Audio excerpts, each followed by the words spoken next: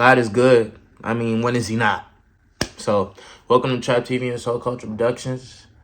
Today, we're going to talk about the black boy of the nation. How the black boy faces disadvantages in school as soon as he steps in the classroom.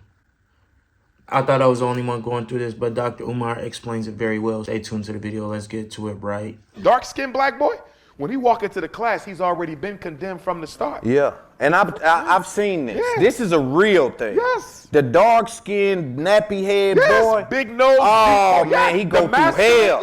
Yes. Yeah. I've seen this. Is a real thing. Yes. He only good for They sports. think he's, Yes. He got to be a hell of a guy in sports. Yes. Or they gonna say he's dangerous. He's done. Yeah, if you can't catch this ball or shoot that shot, it's over. You're useless here. Wow. And that's why so many children go into sports, the black boys. It ain't because they necessarily want to be an athlete. This is the only way I'm going to survive or get recognized here because I'm clearly not wanted because of the way I look. And from the parents. A lot of times the sport thing drives the parent closer to you because it's like they're living through you in some weird way where they want you to play and you ain't saw your daddy. Your daddy don't clock in about nothing. And I just spoke to a mother the other day who told me her son is only in sports, and he's good, but he don't even like sports. This the other day. My son is only in sports, Dr. Umar, because his father only pays attention to him through sports. You see that? So the father only showing up if it's a football game, basketball. It's the only way he can get his father's attention. And so a lot of black boys are going into sports because their father likes sports, and this is the only way they can hook their attention. And I wonder why, why do you think black men do that? Like they live vicariously through their children in that way, like in the pathway, not just like you look like me, Junior. Like they actually say, no, go do what I couldn't do. Yeah. Like what is that Some of about? it is natural.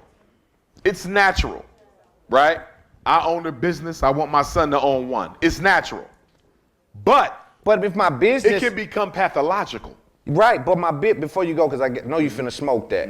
But my business, for it to even make it that far to be passed to my son, had to been successful. So passing down something successful is one thing. But to pass down my failure. Yeah.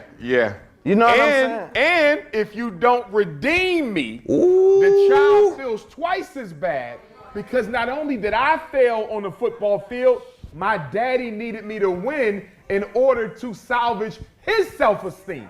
So now the child feels twice as low because not only did I fail, my daddy needed me to win this so he could validate himself. Man, and they put so much in it. And that leads to the marijuana smoking, the blunts. You see that? I let my daddy, even though my daddy might be saying, son, don't worry about it. You gave it your best.